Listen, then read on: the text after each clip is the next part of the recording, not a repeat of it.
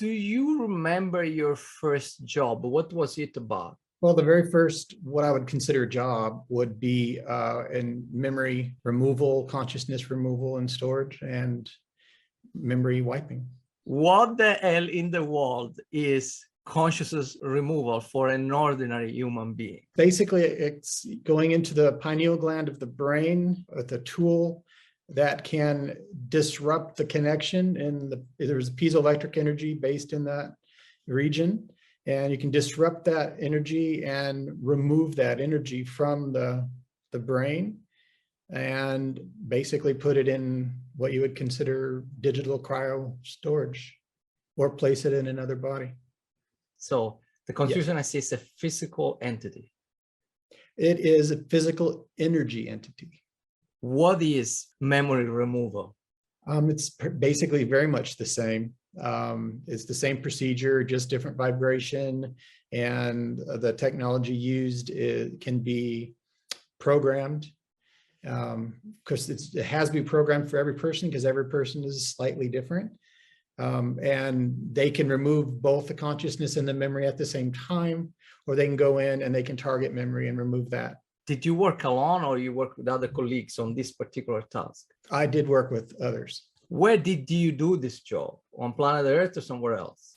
Well, I don't remember exactly. That's part of what I haven't recalled, if it was Earth base, moon base, stellar ship base, or another planet within our solar system.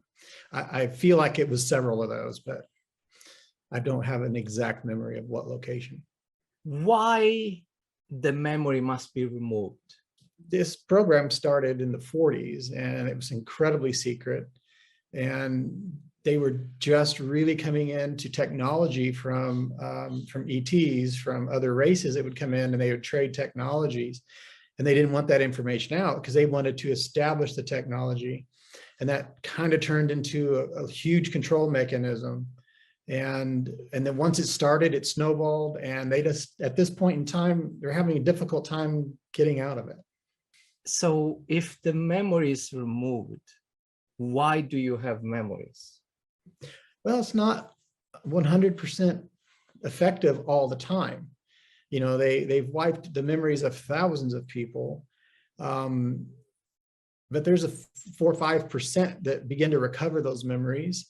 I was determined to remember them. I was in the program for 60 years, and I always talked about, I'm going to remember this. You know, I challenged my superiors, and they're like, you're never going to remember this. You know, but I'm like, yeah, I'm going to remember it. You know, and I think part of that is it as well, because you've determined to remember something, but also some of the races that I worked with, some of the extraterrestrial races actually placed little triggers in my brain secretly so that I would remember at times, you know, like.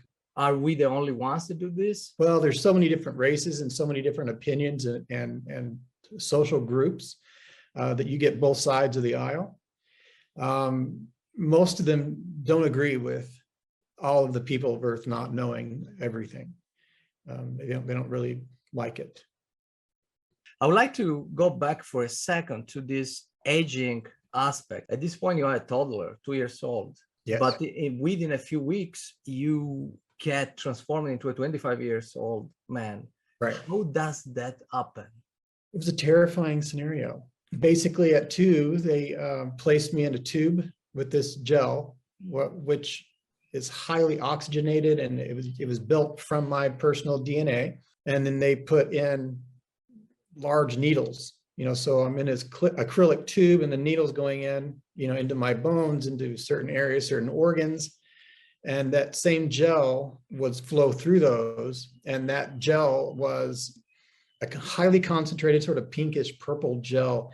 And it was like a biogel, and it caused rapid growth. But during this process of growth, are you conscious? Some people they take out, they remove consciousness, remove their memory, and they store it during this process. Other people, they don't, and they did not with me, because it's more stable if they don't remove it, and they just advance the body. And so it's never taken away. So they did that with me because the plans they had with me were to work with other races and work on a telepathic level, and that would be a more stable connection if they didn't remove it. who is doing this? Are humans or ATs that have the capability to do this? I mean, it's a equipe of scientists. Who are these people? Where are they trained? Well, I don't know about where they're trained, but I mean, they have bases all over Earth, and they have them in the orbit of Earth. They have them on other planets within our solar system, other planets in other solar systems. They're everywhere, and so it's just part of the negotiation, that the US government, as well as other governments, but the US government was primary. And they negotiated and allowed a lot of this research to go on within the planet, on the planet here on Earth, and by doing that, then they would work together with these other programs and then basically trade technology. So you are 2 years old. Mm-hmm. You are grown up physiologically to 25 years in how much time? I think it's probably like 4 weeks. Now you wake up and what? Like, how do you have the consciousness of a 25 years person? When they understand how to reach the energy soul being that we are within this body, they can access records from my past, from past lives, from past experiences. And they pull some of those through, the ones that they wanted to use and that would benefit me and stabilize me. And part of that was me remembering I had agreed to do this, and so I understood at that point because some of those memories were pulled through. So I was very mature because I've lived many, many, many lives. And so they use that, well, because, we just forget when we're on Earth, when we're in this physical form, we forget those other lives, but they can access those memories and they bring them through. And that was a big part of what I did, was to learn a lot of these techniques, and then also work with machines to do extraction of memories and consciousness. But how do you have a recollection how this machine work? How big they are? Are they tubes? What are they? Imagine a small white room with stainless steel table, almost looks a bit like a morgue, and then a little small cart, with a device on it. And this is the device similar to what they would use. But theirs often had a blue stone here in a pyramidal shape. And so if somebody came in, there was a button on the back and they would just put it to your temple because it was pre-programmed because they knew he was coming and what to do. And they would just put it to your temple and push the button, and that would usually take them out. And then once that they went out, we'd lay them down on the table. Then we programmed, because it was computer on the cart, we would program what type of memory wipe, how deep to go, and all of that. So you would do that on the computer, and then you put the memory back. Or extract it or take it, or, if it was a consciousness removal. Sometimes I worked with a couple of people that were injured that we had to take consciousness out, to save the consciousness so that their body, obviously wasn't going to make it at that point for whatever reason. In the science that we have here on planet Earth, most of medicine is based on chemistry, like we give some pills, or surgery. We cut something and we repair it. This alien reproduction technology seems completely based on a completely different philosophy. Mm-hmm. And it seems it's based on some kind of interaction with magnetic and electric fields. Do you understand what is the difference? Why this works? Well, because the human body, like everything that we perceive as being solid, is actually photonic. All things are photons. Photons are vibration. And once you build from there, you can affect the physical form, you can affect the electrical form, because it's all related. It's very, very similar energy. It's just a matter of knowing how to connect on that level. So my question would be, do you have any visibility on how these other civilizations approach this level of knowledge? It's very cyclical. Some of them are billions of years old, some other races. And so they've had that long to work on these things. We're incredibly young as a race, and we're what they refer to as a third density race, which is just basically out of all being animals, with that consciousness of, base beast mentality. We're just barely beyond that. Hi, it's Eliana. I had a question about how can the soul be extracted from the body? How does this happen and why? Because I recently did a video talking about soul transference, biological human cyborgs, replicants, avatars, clone bodies, and how souls can be taken from a human body, extraterrestrial body, and then put into these type of vessels, these other types of bodies. So a lot of the different extraterrestrials and planetary corporations, which is a SSP program on Mars, they have technology that can literally track somebody's soul spark, the soul essence itself, the frequencies of the soul that's inside the body. They could track that frequency, and the soul catcher technology, which is the electromagnetic containment field, or it can look like an egg. This technology could look different depending on who has it, whether it's humans or extraterrestrials. So this technology can sense the soul field in the body. And if somebody wants to transfer a soul, they could take that soul frequency, they could track the soul frequency of where the person is and beam the person up to the facility on Mars, to the extraterrestrial ships, depending on the beings again. They can track you by your soul frequency because they can literally sense this technology so advanced. It can literally sense the frequency harmonic of the soul field in your human body.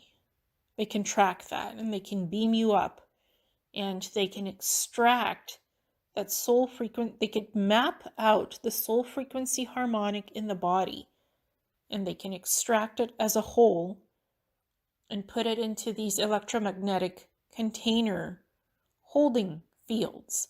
So the soul can't escape the electromagnetic holding container because it will zap the soul and cause it to stay in place. So the soul cannot escape the containment field. It's that strong.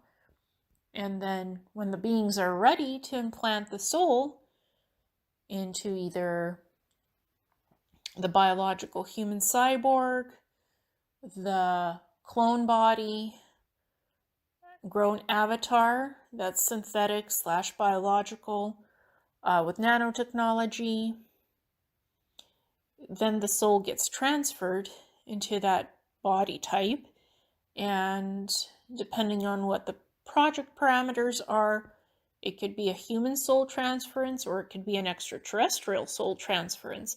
It could be temporary or it could be permanent.